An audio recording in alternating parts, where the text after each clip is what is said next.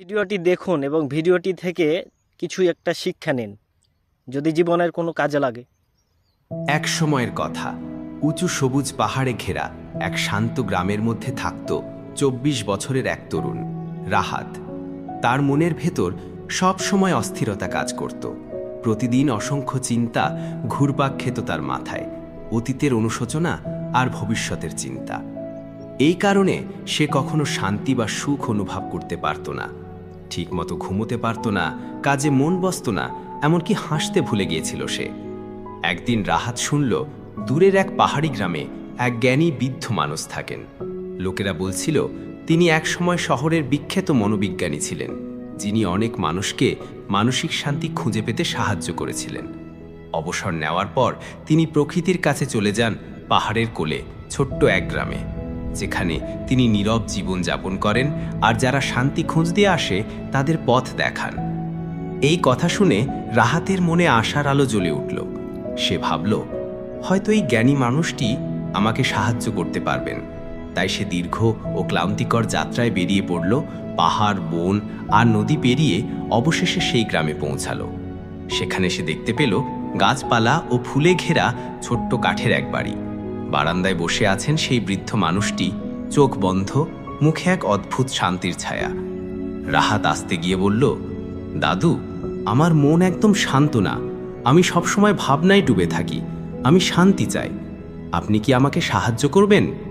বৃদ্ধ লোকটি চোখ খুলে মৃদু হাসলেন, বললেন, তুমি শান্তি খুঁজছ?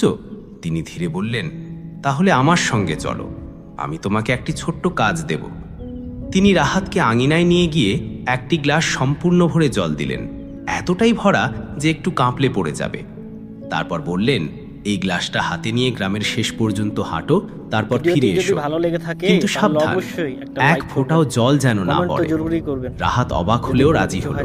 খুব সাবধানে গ্লাসটা হাতে নিয়ে হাঁটতে শুরু করলো। রাস্তা ছিল সরু, আশেপাশে লোকজনের ভিড়, বাচ্চারা খেলছে, কুকুর ডাকছে। তবুও রাহাত চারপাশে তাকালো না, তার চোখ ছিল কেবল গ্লাসের জলের দিকে। প্রতিটি পদক্ষেপে সে মনোযোগ ধরে রাখল, যাতে এক ফোঁটাও না পড়ে। শেষে যখন ফিরে এলো, তার মুখে গর্বের হাসি। বলল, দাদু, আমি পারলাম, এক ফোঁটাও পানি পড়েনি। বৃদ্ধ মানুষটি হাসলেন এবং বললেন, ভালো করেছ রাহাত, কিন্তু বলো তো, তুমি কি রাস্তায় বাচ্চাদের খেলতে দেখেছিলে? কুকুরের ডাক শুনেছিলে? রাহাত অবাক হয়ে বলল, না, আমি কিছুই দেখিনি বা শুনিনি, আমি কেবল গ্লাসটার দিকেই তাকিয়েছিলাম। বৃদ্ধ মাথা নেড়ে মৃদুস্বরে বললেন, এইটাই আসল গোপন রহস্য বাছা। যখন তোমার মন বর্তমান মুহূর্তে থাকে, তখন সেখানে দুঃখ, ভয় বা অপ্রয়োজনীয় চিন্তার জায়গা থাকে না। যখন তুমি কেবল গ্লাসের দিকে মনোযোগ দিয়েছিলে, তখন তোমার মন শান্ত হয়েছিল। তুমি তখন না অতীতে ছিলে, না ভবিষ্যতের চিন্তায়, তুমি ছিলে শুধু এখনে। আর এই বর্তমানেই লুকিয়ে আছে প্রকৃত শান্তি। সেই মুহূর্তে রাহাত সব বুঝে গেল। সে বুঝল, যে শান্তি সে এতদিন বাইরে খুঁজছিল, তা আসলে তার ভিতরেই ছিল। শুধু বর্তমান মুহূর্তে বাঁচতে শেখাই সেই শান্তির চাবিকাঠি। সূর্য যখন পাহাড়ের আড়ালে ঢলে পড়ছিল, রাহাত কৃতজ্ঞ মনে বৃদ্ধের পায়ে মাথা ছুঁয়ে প্রণাম করল। বাড়ি ফেরার পথে সে আর আগের মতো অস্থির মানুষ ছিল না। তার পদক্ষেপ ছিল শান্ত, হৃদয় ছিল প্রশান্ত, আর মন ছিল স্থির।